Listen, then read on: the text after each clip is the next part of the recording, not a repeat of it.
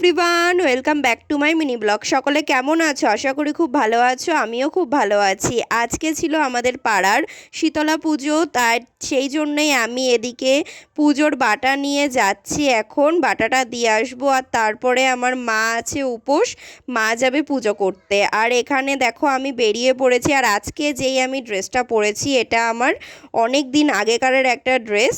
আমি গিয়েছিলাম পুরীতে, তখন আমি কিনেছিলাম এই ড্রেসটা। তো রাস্তায় আসার সময় একটাও ক্লিপও নেওয়া হয়নি, কারণ হাতে অনেক কিছু ছিল। তারপরে এখানে চলে গেছি আমি বাটাটা দেওয়ার জন্য। আর এইখানে দেখতেই পাচ্ছ আরও অন্য অনেকেরই বাটাটা দেওয়া আছে। আর তারপরে আমি দেখো অনেকটা দূর থেকে মাকে দেখানোর চেষ্টা করছি। তো পুজো শুরু হয়নি, তাই এইটুকুনি ফাঁকা আছে, একটু পরে তো সেটুকুও থাকবে না। তারপরে আমার হঠাৎ করে আমার বান্ধবীর সাথে দেখা হয়ে গেলো, আর ও বলছে আজকে আমাকে একটুও ভালো লাগছে না। কিন্তু আমি বললাম না রে, তোকে আজকে একদম বউ বউ লাগছে। তারপরে কিছুক্ষণ আমরা ওখানে থেকে আমি আবার বাড়িতে চলে আসলাম।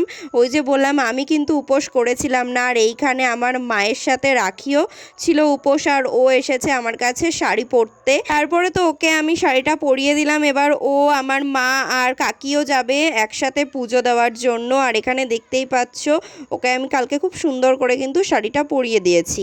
আর তারপরে আমি কাকিকে একটা ঠাকুরের ঘটি দিলাম। কেন ঘটিটা দিলাম তোমাদের সাথে পরে শেয়ার করছি।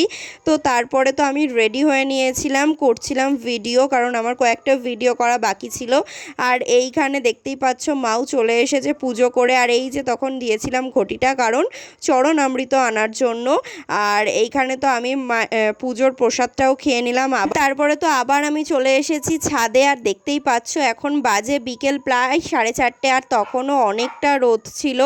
যদিও ডে আলোতে শ্যুট করতে আমার বেশি ভালো লাগে, কারণ এই রকম লাইট আর কোথাও পাওয়া যায় না। তুমি 10টা লাইট জ্বালাবে তাও এরকম লাইট পাবে না। আর এখানে দেখো এই দাদুদের গাছের সব আম হনুমানরা খেয়ে নিচ্ছে, তো তাই আমি একটু ভিডিও করে রাখলাম। আর যেহেতু আজকে আমাদের এখানে শীতলা পুজো, আমাদের কারোর রান্না করতে নেই, আজকে মেনুতে ছিল পান্তা ভাত। তো ভিডিওটা কেমন লাগলো জানিও। বা